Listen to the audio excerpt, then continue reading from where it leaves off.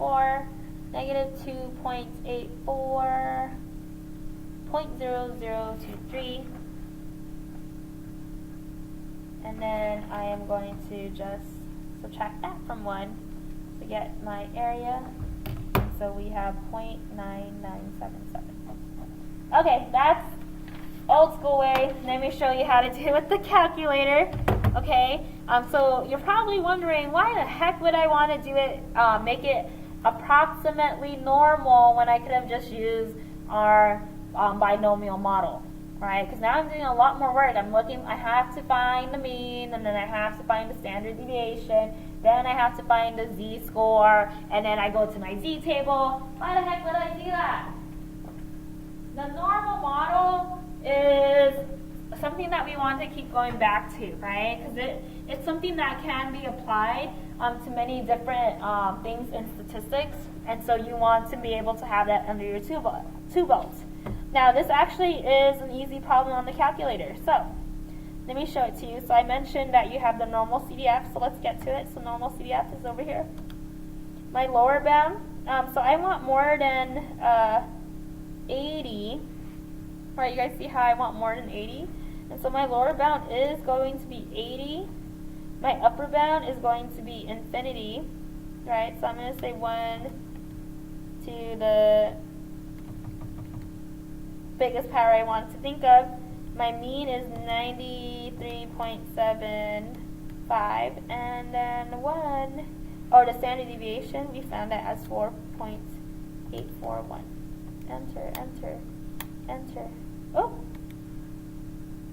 Oops, something went wrong. Give me 1 second. Let me troubleshoot real quick. Okay, so we're at the normal CDF, 80, 93.75. Oh! Okay. I'm just going to put in a very, very big number, and then we should be okay. 0.9977, which is what we found. Okay. Next. Okay, so we are going to go ahead and basically do the same thing, okay? So I'm going to just talk through why I know it's binomial, then we'll do our little check, and then we're just going to use the normal CDF, so it's a faster problem. Alright, so assume 15% of adults jog regularly. We survey 1,000 adults, and we're trying to find the probability that between 120 and 160 people in the sample jogs. Alright, why is this binomial? You jog or you don't jog. Jogging is success, not jogging is going to be failure. The probability is constant. 15% jog regularly, so that's 0.15. It's constant. And we have 1,000 adults, and then 1,000 times 10 is going to be 10,000. I think there are more than 10,000 adults in the world, and so we can basically treat these as independent. So it is binomial. Now, as a binomial distribution, this would be one binomial, n is 1,000, and your probability of success is 0.15. I want to check, is this approximately normal? Right, is n large enough so that I can just use the normal distribution? And so I do that by taking n, which is the 1,000, and multiplying it by 0.15, which is going to be, what, 150? And yes, that is more than 10. And then I will take the 1,000 and multiply that by 0.85, and that's going to be 850, and yes, that is more than 10, yes. So yes, this is approximately normal, and so I can use the normal distribution where the mean, which is n times p, is 150, and then the standard deviation, that's something I have to calculate.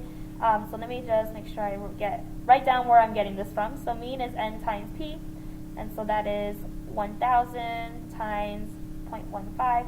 So that's how I got that 150. And then the standard deviation is n times p times 1 minus p. And so that is the square root of 1,000 times 0.15 times 0.85. And when you punch that all into the calculator, we're going to get 11.292. 11.292. And at this point, we can do the probability really fast. Okay, so now we have a normal model. We want to find the probability of people jogging, that 100 people, between 120 and 160 people jog. So that's what I want. I can just do our normal CDF. Okay, now for the normal CDF, so let's look at what they need. So they always need a lower bound, they need an upper bound, lower bound, upper bound, you need your mean, and then you need your standard deviation. Okay, so let me put that in here.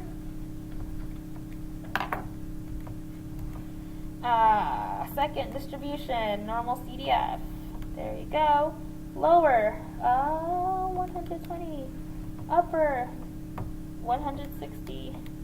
Mean, 150. Standard deviation, 11.292. Enter, enter.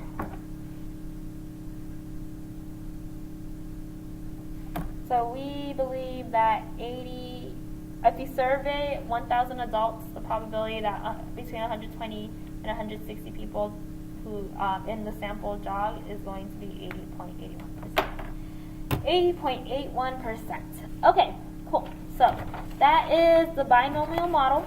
Right? We have one more model we want to talk about, so that's going to be in the next set of notes.